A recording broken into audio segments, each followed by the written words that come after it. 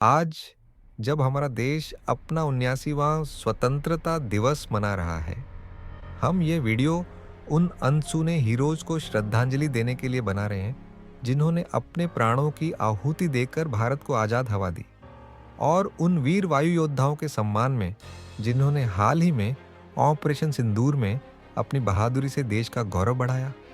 इतिहास अक्सर बड़े नामों को याद रखता है, लेकिन कई ऐसे हीरोज भी हैं जिन्होंने अपनी जान कुर्बान कर दी और जिनका नाम हमारे पाठ्य पुस्तकों तक में नहीं आया।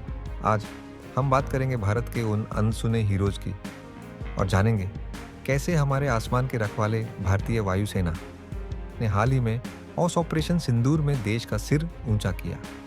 आपने भगत सिंह, नेहरू, सुभाष बोस के नाम सुने होंगे, लेकिन क्या आपने कभी वीर मैडम भीकाजी कामा के बारे में सुना?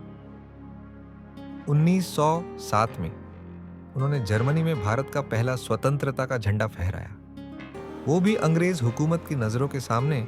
या फिर बिरसा मुंडा, झारखंड के एक आदिवासी नेता जिन्होंने अपनी मात्र 25 साल की उम्र में ब्रिटिश राज को हिला दिया। उन्होंने हथियार से नहीं, बल्कि अपनी जमीन और संस्कृति बचाने की लड़ाई से साम्राज्य को चुनौती दी।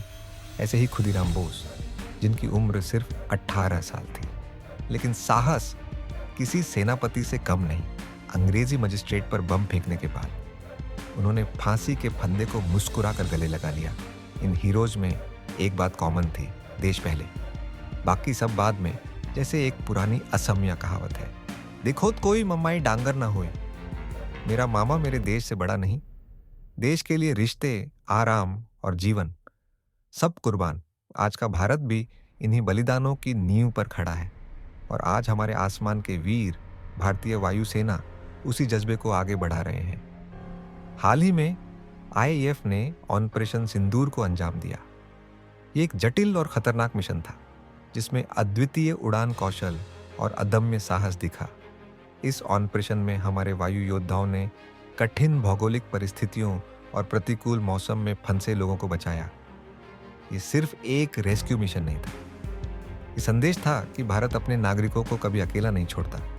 चाहे बात 1857 के स्वतंत्रता संग्राम की हो, 1942 के भारत छोड़ो आंदोलन की, या 2025 के ऑपरेशन सिंदूर की देशभक्ति की भावना, एक ही है, बदलते बस समय और चेहरे हैं, लेकिन आसमान हमेशा हीरोज से रोशन रहेगा।